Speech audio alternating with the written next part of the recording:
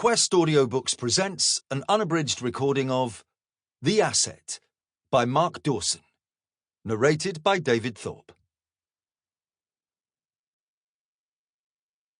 Prologue. London.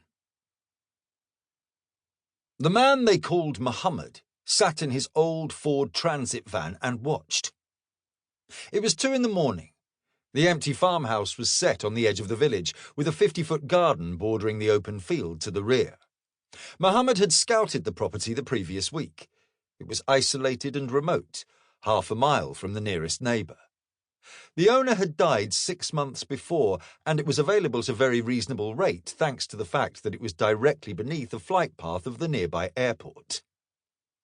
Muhammad stepped down from his van and made his way onto the short gravel drive and up to the front door.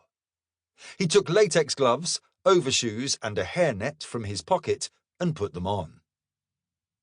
He had no intention of leaving any forensic evidence that might be used to prove he had been inside the property.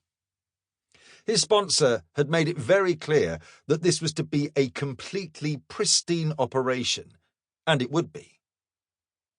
Muhammad understood the reason for that very well.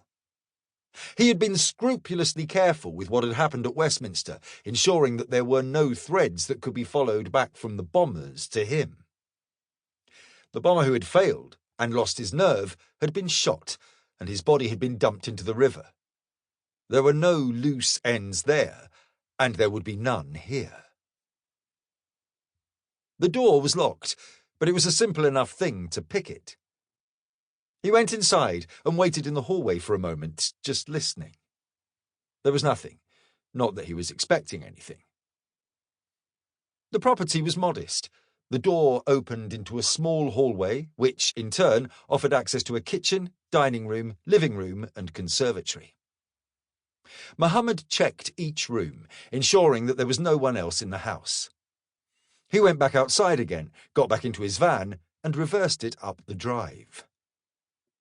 There was a long transport case in the load area. It was 5.5 feet long, made from aluminium and painted in forest camouflage. He pulled the case toward him, flipped it onto its side so that he could reach down for the handles, and hauled it out. It was heavy. He closed and locked the doors and carried the case into the house. Muhammad rested the case on the floor of the living room, flipped the clasps and opened it. Nestled within the embrace of hard-form internal cradles was a shoulder-mounted 9K 38-8 Igla S launcher with a single... Sample complete. Ready to continue?